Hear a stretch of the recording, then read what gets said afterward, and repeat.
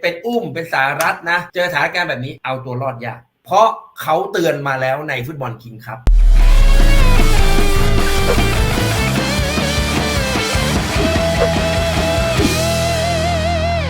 สนับสนุนโดยผลิตภัณฑ์เสริมอาหารต่อมลูกหมากโตแอดโพสยกตัวอย่างเช่นเราเห็นชัดเจนนะครับในเรื่องของเกมเพสซิ่งผมเชื่อว่าถ้าเราเจอเกมเพสซิ่งที่มันเข้มข้นเรารู้ว่าเราต้องเอาตัวรอดแต่บางครั้งเราก็จะเอาตัวรอดไม่ได้เกมทรานซิชันเราก็รู้ว่าเปลี่ยนจากรับเป็นลุกเร็วลุกเป็นรับเร็วเราต้องวิ่งเข้าหาบอลเร็วรู้ว่าต้องทำแบบนี้สอนก็มาโน่ก็บอกต้องทำแบบนี้แต่รู้ก็ทำไม่ได้เพราะมันฝึกไม่พออันนี้ถ้าเราเจอสถานการณ์แบบนี้รีแอคชั่นของผมเชื่อว่าอินโดกับมาเลเซียเขาน่าจะไปเน้นเรื่องนี้เขาน่าจะเน้นเรื่องนี้กว่าแท็กติกด้วยเขาน่าจะเน้นเรื่องนี้กว่าเชฟในเรื่องของการเล่น 4-4-2 ไดมอนด์เอาแบ็คขวาไปเป็นปีกเอาปีกเป็นแบ็คขวาเขาจะเน้น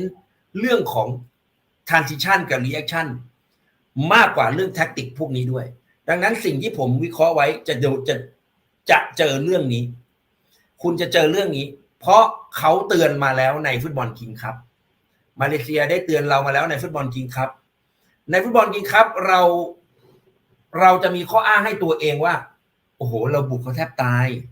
เราพลาดแค่ครึ่งแรกครึ่งหลังก็พับใช่นะครับถูกแต่ในเนื้อจริงๆเนี่ยไอ้ช่วงที่เราเล่นสู้เขาไม่ได้ในครึ่งแรกมันเกิดจากอะไรไอ้อันนั้นแหละเขาก็จะไปเพิ่มความเข้มและไอ้ความเข้มตรงนั้นน่ะเมื่อเราเจอเราจะเอาตัวรอดได้ไหมเอาละผมบอกเลยนะถ้ามิดฟิลด์เป็นสหรัฐอยู่เย็นเป็นธีรทรบุญมาทันแล้วก็อีกหนึ่งคนใครก็ได้เป็น3 คนนะเล่นระบบ 4-3-3 นะพอเอาตัวรอดได้จากพื้นที่ด้านกลางหรือจังหวะการถูกบีบแต่ถ้าหลุดจากนี้หรือมาเล่น 4-4-2 นะเป็นอุ้มเป็นสารัฐนะเจอสถานการณ์แบบนี้เอาตัวรอดยาก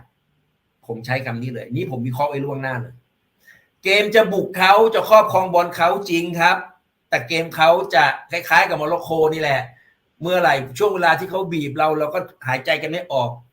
หายใจไม่ทั่วท้องกันเลยทีเดียวเปอร์เซ็นต์การครอบครองบอลเราจะส่งบอลเป็น1,000 ครั้งเขาจะส่งบอลประมาณ50 ครั้ง100 ครั้งแต่ผลการแข่งขันออกมาแบบไหนไม่รู้นี่คือสิ่งที่ผมวิเคราะห์ไว้เลยนะครับ